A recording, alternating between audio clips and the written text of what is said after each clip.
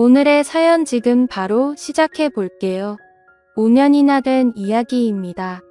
그때는 뭐가 그리 싫었는지 결혼해 보고 나니까 선배가 왜 그랬는지 이제는 충분히 이해가 가고 넝쿨째 굴러온 행운을 제가 스스로 쳐내려 버린 게 아닌가 하는 생각이 듭니다. 예전부터 오래 알고 지낸 선배가 한 분 있습니다. 그때는 제가 총각 때였고 선배는 결혼을 했고요.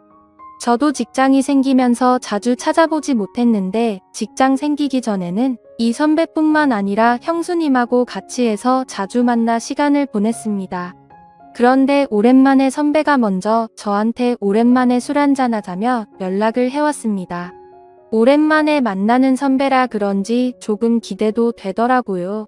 동종업계에서 일하는 사람이라 이 일 관련해서 경험적으로 배울 만한 것들이 있었고 그때쯤 저도 직장에서 자리를 잡고 있느라 물어볼 게 좀 있었습니다. 약속 장소에 도착하니 선배는 형수님하고 같이 자리에 있더군요. 형수님하고도 잘 아는 사이다 보니 불편할 게 없었습니다. 저랑 선배가 하는 일이 서버 쪽을 관리하는 일입니다. 유지보수가 중요한 일이기 때문에 가끔씩 일이 생기면 회사에 불려나가야 할 때가 있었어요. 그런데 마침 선배 회사에서 시스템이 먹통이 되었다며 선배한테 연락이 온 겁니다.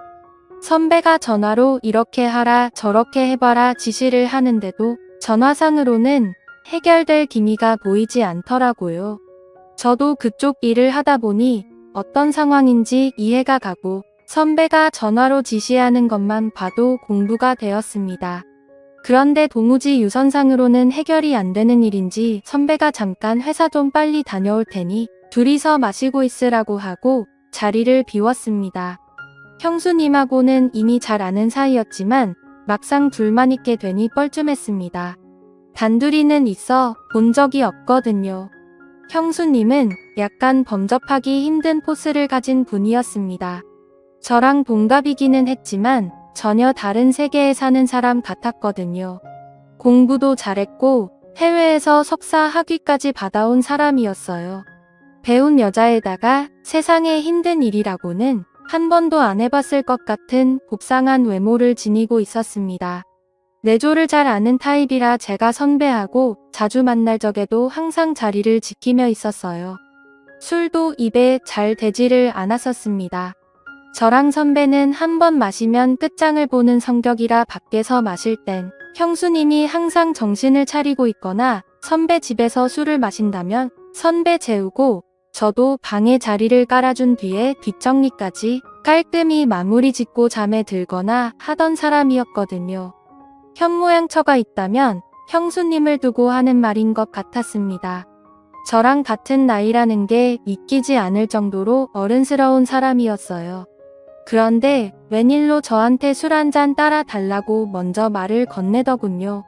아무리 선배가 회사 일을 빨리 마치고 온다고 하더라도 왕복으로 1시간은 걸리는 거리였다 보니 못해도 최소 1시간은 둘이서만 남아있어야 하는 상황이었으니 형수님도 선배 때문에 제가 술도 못 마시고 1시간 벌 서고 있는 것보다는 저와 선배를 위해 형수님이 같이 술을 마셔주기로 한 것처럼 보였어요.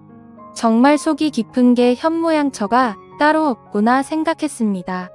형수님은 따지고 보면 저랑은 동갑내기 친구 사이였기 때문에 사실 저는 좀 편하게 대하고 싶기는 했습니다. 하지만 형수님이라는 관계적 특성 때문인지 어쩔 수 없이 제가 거리를 둘 수밖에 없더군요. 그래서 사실 그간 선배와 같이 시간을 보낸 만큼 형수님과는 따로 접점이 없었는데 그날에 참 많은 일이 있었습니다. 형수님하고는 단둘이 대화를 단 30초도 나눠본 적이 없었는데 그날 술 한두 잔 부딪히면서 이야기를 나누니 동갑이라 그런가 이야기가 잘 통하고 코드가 잘 맞았습니다. 사실 형수님이라는 걸 빼더라도 유학파 출신의 고급진 그녀의 이미지 때문인가 괜히 어려워했나 하는 생각도 들었어요.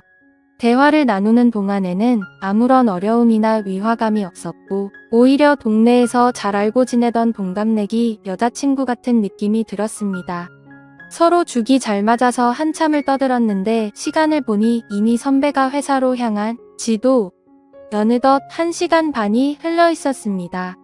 형수님도 선배가 생각보다 늦은 이전화를 했는데 선배는 금방 끝난다면서 둘이 괜찮으면 좀 더 마시고 있으라고 하더군요.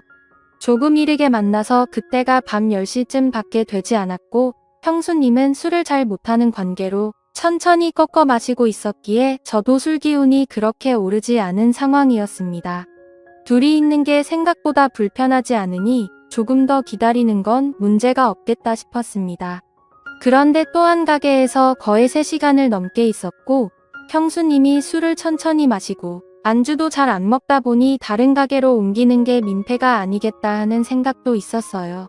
주정도 소주 맥주를 마시는 것보다 형수님이면 와인 같은 걸 좋아하지 않을까 싶어서 자리를 옮기자고 권했습니다. 형수님이 조금 취했나 느낀 게 이때쯤이었는데 목소리에 코맹맹이 소리를 섞기도 하고 눈을 깨슴치르하고 긴 머리를 뒤로 훔치며 웃는데 평소와는 사뭇 분위기가 다른 게 느껴졌습니다. 형수님이 먼저 좋다고 자리를 옮기자고 했고 근처에 있는 와인 바로 자리를 옮겼습니다. 조금 프라이빗하게 방형식으로 되어 있는데 조명이 불긋불긋한 곳에서 형수님을 보니 분위기가 묘하더군요. 간단한 치즈 안주와 함께 도수가 제일 약한 와인으로 주문을 했습니다. 괜히 형수님이 취하면 그것도 문제가 되겠구나 싶었거든요. 그런데 와인이 맛있다며 엄청난 속도로 술을 마시더라고요. 그러다가 그녀가 팔을 뻗으며 테이블 위에 있던 물병을 제 쪽으로 엎었는데 뚜껑이 잘 닫혀 있어서 물이 많이 흐르지는 않았습니다. 그래도 테이블 위에 살짝 흐른 물을 닦으려고 티슈를 꺼내는데 형수님도 술기운에 당황해서 팔을 뻗다가 둘이서 서로 손을 잡아버리고 말았습니다. 서로 전기가 통한 듯 저와 형수님은 손을 맞잡은 채로 멈춰 있었고 정신이 아늑해지는 것 같았습니다. 그리고는 자리에서 일어난 형수님이 자연스럽게 제 옆으로 앉더군요. 자기가 조금 취해서 어지럽다면서 잠깐만 쉬어도 되겠냐며 제 어깨에 기대 눕더라고요. 형수님 머리에서 나는 은은한 샴푸 향에 정신이 아늑해질 뻔했지만 남아있는 이성의 끈을 잡으면서 이러면 안 된다고 몇 번을 되뇌이며 정신줄을 붙잡았습니다. 형수님은 일어날 생각이 없는 건지 계속 제 어깨에 기대서 있었고요. 선배가 돌아오면 어쩌나 조마조마하더군요. 어차피 방형식으로 돼 있는 곳이라 커튼 너머로는 아무것도 안 보여서 괜찮았고 형님도 저희가 있는 방에 들어오려면 저나 형수님한테 먼저 연락을 해야 했을 테니 문제가 없을 거라 생각이 들어서 저도 그냥 에라 모르겠다는 생각으로 어깨에 기댄 형수님을 그대로 두고 반대 방향만 바라보고 있었습니다. 시간은 이제 1시가 다 되어 가는데 곧 온다던 선배는 연락조차 없더군요. 형수님은 아직도 제 어깨에 기대서 새근새근 숨을 몰아내 쉬며 있었고 저는 속으로 애국가까지 부르면서 올라오는 술기운을 참아내려 애를 쓰고 있었습니다. 보통은 이렇게 막무가내로 주정을 부리는 사람이면 꼴보기가 싫을 텐데 그동안 동갑내기이긴 하지만 살짝 존경심이 들 정도로 제가 팔을 뻗어도 닿지도 않을 위치에 있는 것만 같던 우상 같은 여자가 이러고 있으니 오히려 형수님도 보통 여자랑 다르게 없구나 하는 생각이 들었습니다. 2시면 가게 문을 닫는다는 직원의 말을 듣고 1시간 더 버텨봤자 안 좋은 생각만 들겠다 싶어서 선배한테는 그냥 일 보시면 집으로 들어가시라 말하고 형수님을 부축해서 집에 데려다 줄 생각으로 밖으로 나왔습니다.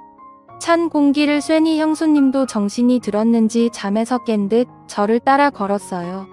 택시를 붙잡아 형수님이 타는 것까지 봤는데 형수님이 혼자서 무서워서 못 들어가겠다면서 저보고 집까지 바래다 달라고 하더라고요. 여태 흐트러진 모습 한 번 보인 적 없던 형수님이 제 앞에서 코맹맹이 애교 섞인 목소리로 땡깡을 부리니 저도 남자라 그런가 그 상황에서 형수님을 두고 떠날 수가 없었습니다.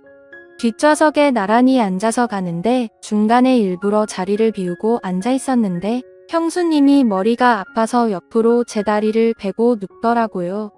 왜 이렇게 빈틈을 보이는 건가 싶었는데 혹시 일부러 일어나 형수님이 나한테 관심이 있는 건가 이런 생각까지 들었습니다.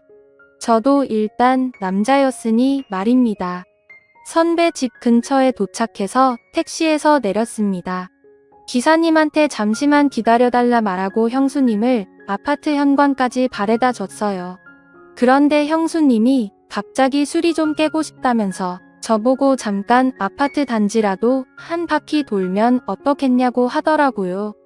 형수님이 제대로 걷지도 못하는데 어딜 가시냐고 실랑이를 하고 있는데 저를 기다리던 택시가 시간이 끌리니 짜증이 났는지 경적 몇 번 울리더니 가버렸습니다. 그래서 그냥 형수님을 저대로 뒀다간 동네 사람들 다 깰 때까지 땡깡을 부릴 것 같아서 형수님을 이끌고 엘리베이터에 타버렸습니다. 집에 도착하니 형수님이 여기까지 왔는데 방까지 좀 바래다 달라면서 어필을 하더군요. 안방까지 끌고 가니 자기가 지금 너무 어지럽다면서 외투를 벗는 것 좀 도와달라는 겁니다. 형수님 술이 너무 취하신 것 같은데요. 하고 제가 한 걸음 뒤로 물러서 저는 이만 가보겠다고 하고 제 갈 길을 가려고 하는데 침대에 눕혀놓은 형수님이 어느새 저한테 다가와 제 뒤를 끌어안았습니다. 선배한테 집으로 오라고 연락까지 해놓은 상태인데 선배는 분명히 집으로 돌아올 테고 그 상황이 두렵고 불편하기만 했습니다. 하지만 이 상황은 피해가지는 못할 것 같고 형수님 또한 내 생각에는 제정신이 아닌 것 같은 상황이고 대충 장단만 맞춰주다가 잠에 들면 이 자리를 재빨리 빠져나와야겠다는 생각을 했습니다. 자꾸만 불을 켜고 오라고 하는 걸 눈뜨고 볼 수가 없어서 불 꺼진 상태로 형수님을 도와줬습니다. 어두컴컴한 방 안에서 달빛 같은 옅은 조명 때문에 오히려 불이 환한 것보다 더하다는 느낌이 들었습니다. 그때는 정말 저도 더는 참을 수가 없겠더라고요. 그래서 형수님을 확 밀치고 저는 가보겠다고 하고 후다닥 도망 나왔습니다. 그 고상하고 조용했던 내가 알던 형수님이 맞나 싶더군요. 엘리베이터가 꼭대기층에 가 있어서 한참을 기다렸는데 혹시나 형수님이 따라 나오지는 않을까 콩닥콩닥 심장이 뛰더라고요. 평소에 형수님을 현모양 저의 표본이다. 나도 결혼하면 저런 사람과 결혼을 하고 싶다 하는 생각도 갖고 있을 정도로 흠모하던 사람이었으니 한편으로는 이대로 끝내지도 않고 가버리는 게 아쉽다는 생각도 들었습니다. 하지만 선배를 하루 이틀 보고 말 사람이 아닌데 어떻게 그러냐 싶어서 엘리베이터를 기다리면서도 자꾸 고개가 뒤로 돌아가더군요. 아파트를 나서면서도 혹시나 선배가 돌아오지는 않았을까 두리번대면서 나왔습니다. 잘못한 것도 없는데 괜히 잘못을 한 건가 죄를 지은 느낌마저 들었지요. 한참을 두리번대고 있는데 뒤에서 누가 저를 불러 세우더라고요. 너 뭐하냐 하면서 저를 부르는 선배였습니다. 심장이 멈춰버리는 줄 알았지요. 연락도 없길래 오늘 회사에서 밤을 새고 오는 줄로만 알았는데 말입니다. 제가 괜히 눈치가 보여서 시간을 지체하기는 했지만 두리번거리면서 선배의 차가 있나 확인하는 동안 아파트로 들어오는 차는 한 대도 없었거든요. 그런데 어떻게 선배가 여기서 저를 불러 세우는 건지 싶던 찰나에 선배가 저한테 왜 한참 좋다가 그냥 가는 거냐고 하면서 무슨 문제가 있냐고 묻더군요. 그때까지만 해도 선배가 무슨 말을 하는지 몰랐습니다. 올라가서 이야기를 하자고 하기에 선배를 따라 다시 집으로 들어갔는데 술에 취해서 비틀비틀거리던 형수님도 다 연기였던 게 다시 제가 알던 고상하고 말수 적은 다가가기 힘든 형수님의 모습으로 있더군요. 저는 그때까지만 해도 무슨 상황인지 몰라서 선배가 돌아와서 아무 일도 없는 척 연기를 하고 있는 거라고 생각했습니다. 하지만 선배는 저한테 충격적인 이야기를 꺼내더군요. 너는 아직 결혼을 안 해봐서 모를 거라고 말하면서요. 사람이 매일 똑같은 밥만 먹으면 질리지 않겠느냐면서 가끔은 양식도 먹고 중식도 먹고 하는 게 그 이유인 건 알고 있지 않느냐고 설명을 하더니 결혼한 사람들도 똑같다는 겁니다. 가끔씩이지만 이런 상황도 필요하다고요. 형수님이 저를 그동안 동갑내기이기도 하고 특별하게 봐온 게 있어서 말한 건데 제가 이렇게 정직한 사람인 줄은 몰랐다는 겁니다. 그때까지만 해도 저는 선배가 무슨 말을 하는지 이해를 못하고 있었는데 단도직입적으로 설명하자면 선배와 형수님은 결혼한 지도 오래되었고 하니 평범한 일상들이 흥미가 떨어진 상황이었다고 합니다. 그렇다고 아무나 집으로 부르자니 왠지 보안 문제도 있고 어떤 사람이 올지도 모르는데 그렇게까지는 하고 싶지가 않았다네요. 그러던 와중에 형수님이 저를 먼저 지목을 했고 선배도 제가 한참 때 이걸 이래저래 설명하는 것보다 아무것도 모르는 상황에 제가 정말 아까 전의 상황에서 자연스럽게 넘어가는 게 더 재미있겠다는 생각이 들었다는 겁니다. 이미 두 사람은 이렇게 될 걸 계획을 하고 있던 거고 회사 일이며 전부 다 거짓부렁이었던 겁니다. 전공법으로는 안 될 것 같으니 차라리 상황을 이야기해주고 아까 하던 걸 마저 하라는 겁니다. 제가 어이가 없어서 이건 해도 너무한 거 아니냐며 자리를 박차고 일어섰지요. 그러니 선배는 내 와이프 자존심에 상처를 준 거다 어쩐다 하면서 화를 내기 시작했어요. 저도 언젠가는 이런 날이 오게 될 거고 그때가 돼서 연락하기만 해보라고 후회하지 말라고 하는 겁니다. 두 사람이 짜고 이미 저를 가지고 장난을 쳤기에 기분이 엄청 나빴습니다. 두 사람 심심풀이 땅콩이나 마찬가지였던 거죠. 오래 알아왔고 신세를 많이 졌던 선배와의 인연은 거기서 끝났습니다. 그렇게 5년이나 지나게 되었고 그 사이에 저는 결혼도 하고 한 아이 아버지가 되었습니다. 그리고 요즘은 선배가 그리고 형수님이 왜 그렇게 한 건지 충분히 이해가 갑니다. 그때는 제가 정말 그 어떤 유혹에도 넘어가지 않는 자랑스러운 사람이라고 생각했는데 선배와 똑같은 처지에 놓이고 나니 저도 모르게 일탈을 꿈꾸게 되더군요. 이제는 이해가 됩니다. 그리고 그때 아무 행동도 하지 못했던 제가 다 부끄럽고 바보 같다는 생각이 드네요. 오늘의 사연은 여기까지입니다. 긴 사연 끝까지 들어주셔서 감사합니다.